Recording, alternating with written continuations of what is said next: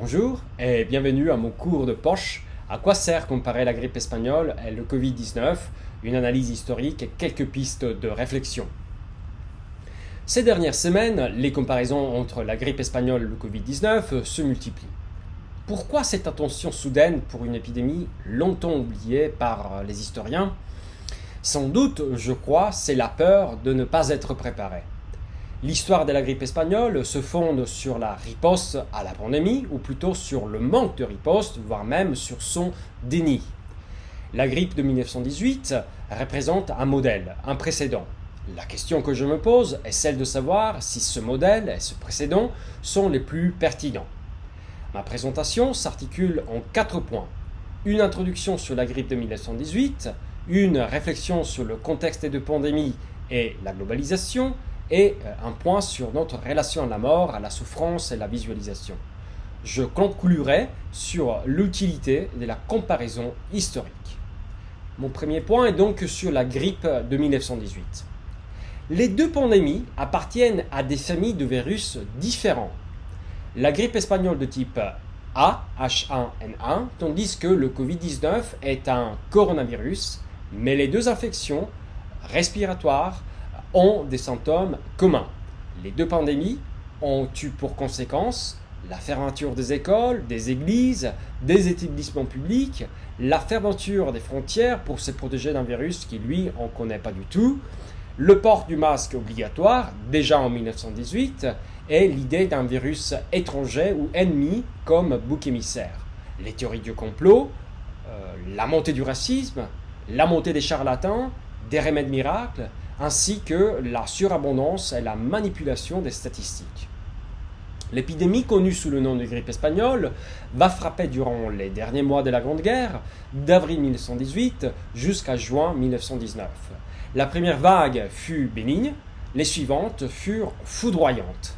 L'immunité de la population mondiale se fera graduellement pendant les années 1920 et la grippe de 1918 ne fut pas vaincue par une action médicale ou sanitaire spécifique. Beaucoup d'historiens pensent qu'en Europe, le virus fut rapporté par les soldats américains venus en 1917 pour aider les pays de l'entente contre les empires centraux.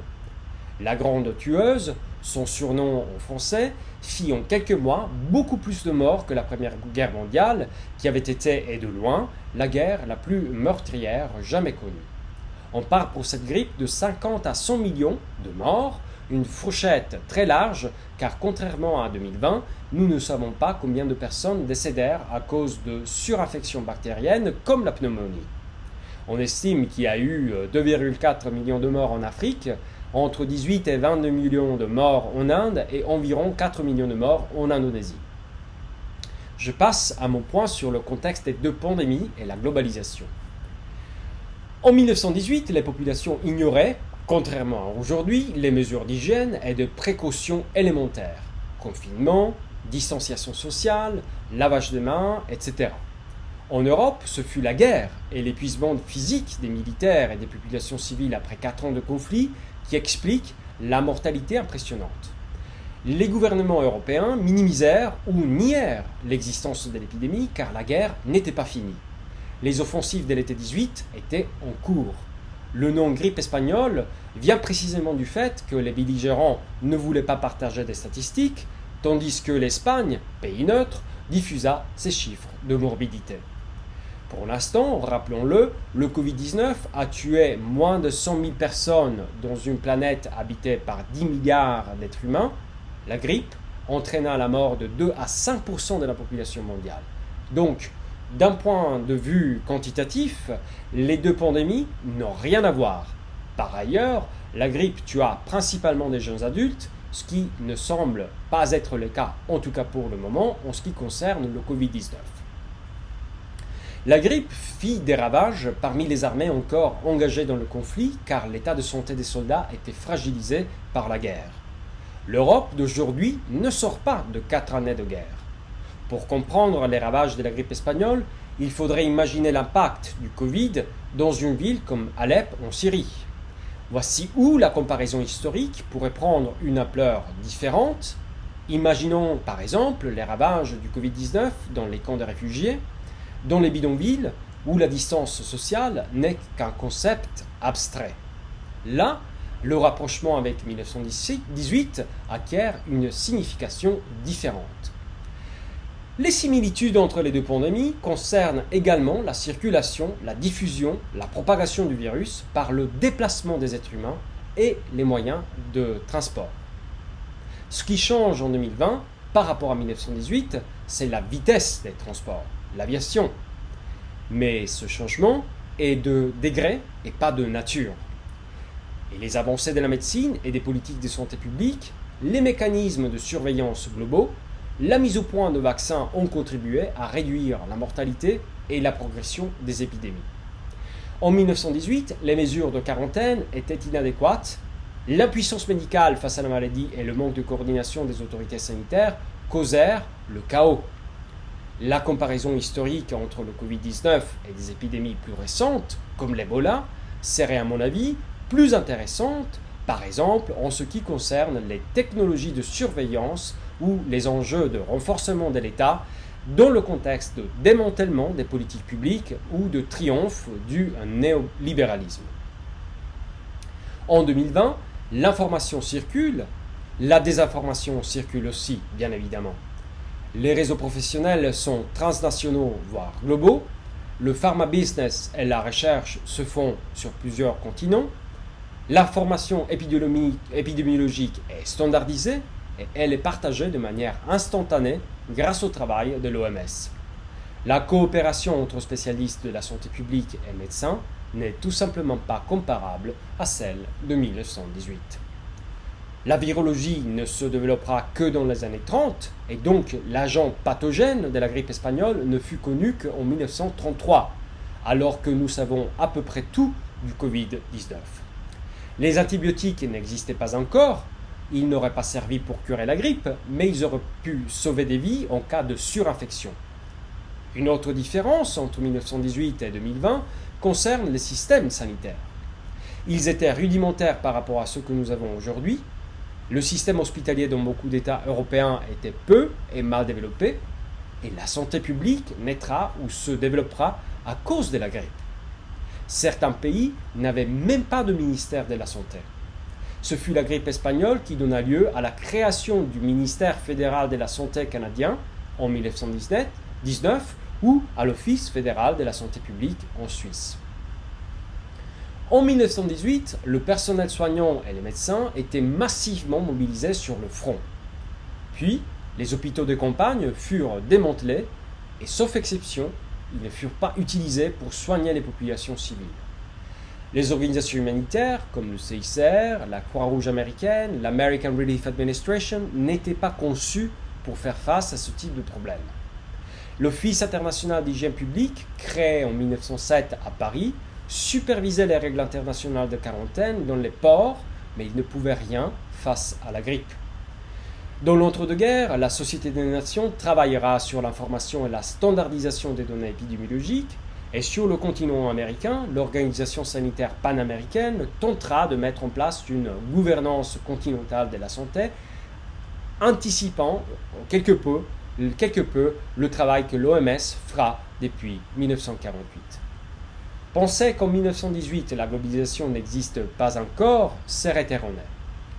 Elle existait, mais avec des formes différentes. En 1918, le monde était dominé par quelques empires, les réseaux maritimes intra- et extra-impériaux étaient très développés. Pensez au Canada, un pays très touché par la grippe à cause du retour des soldats qui s'étaient battus pour la couronne britannique. La pandémie du Covid-19 montre que si l'économie est mondialisée, les pouvoirs politiques restent essentiellement nationaux, comme en 1918. La résurgence d'un très fort réflexe national fait douter certains observateurs quant à la survie de l'Union européenne. Je ne tiens pas du tout pour évidente l'évolution générale de nos sociétés vers un monde globalisé régi par des règles communes. Bien au contraire, la pandémie du Covid-19 pourrait ouvrir les portes au nationalisme et aux autoritarismes. En 2020, chaque État souverain décide de son sort et opère des choix privilégiant la survie de ses propres concitoyens. L'autre point de ma réflexion porte sur notre relation à la mort, à la souffrance et à la visualisation de la mort en 2020. Représenter une pandémie textuellement ou visuellement, voire même en musique, n'est pas facile. On dit souvent que l'histoire est écrite par les vainqueurs. Quid des épidémies où il n'y a que des vaincus? L'art et la littérature se sont relativement peu intéressés à la grippe espagnole, bien qu'elle ait influencé leur histoire. Certains experts disent que le cri d'Edvard Munch a peut-être été inspiré par la dépression dans laquelle il se trouvait après avoir contracté la maladie. Le manque d'imagination et de créativité dans le récit des épidémies, nous le constatons tous les jours dans la manière dont l'épidémie est racontée.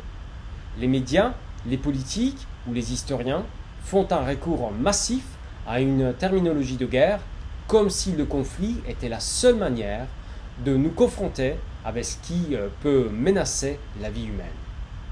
Ces dernières semaines, nous avons lu ou nous avons vu les convois funèbres de l'armée italienne qui amenaient les cercueils de personnes décédées à Bergame dans les cimetières. Nous avons vu les cercueils entassés à New York. Mais en 1918, à Paris, les morgues étaient pleines et on n'arrivait plus à enterrer les morts. En Occident, notre relation à la mort a changé profondément. En 1918, on mourait de pneumonie, on mourait en couche. Aujourd'hui, si l'on meurt de cela, c'est un scandale. Voilà ce qui rend le Covid-19 intolérable. Ces images de Bergame suscitent une forte émotion car elles sont hors normes, exceptionnelles, et car elles brisent nos certitudes. Des certitudes qui n'existent pas il y a 100 ans. Pendant longtemps, les études critiques ont dénoncé la nonchalance sensationnaliste des médias occidentaux qui ne publiaient des images de blessés ou de morts que dans les conflits loin de chez nous. Mais de plus en plus, sur Internet ou à la télévision, nous voyons des images d'êtres humains d'ici, couchés sur le ventre dans les hôpitaux ou d'autres qui sont entubés. La visualisation de la pandémie semble être nécessaire pour prouver que le Covid-19 tue, pour qu'on puisse s'en faire une raison. Et je me demande alors si notre relation à la mort est en train de changer encore une fois. En conclusion, pour ce qui concerne l'Occident, la comparaison historique nous force à réfléchir à la capacité des démocraties néolibérales à répondre aux défis épidémiologiques lorsque la tentation autoritaire croît. La comparaison pointe également à des histoires de solidarité pendant et après les catastrophes. Les histoires de pandémie sont potentiellement porteuses d'espoir. Ce que j'entrevois me semble confirmer une continuité frappante et myope. L'être humain continue de préférer la réaction à la prévention. Merci beaucoup.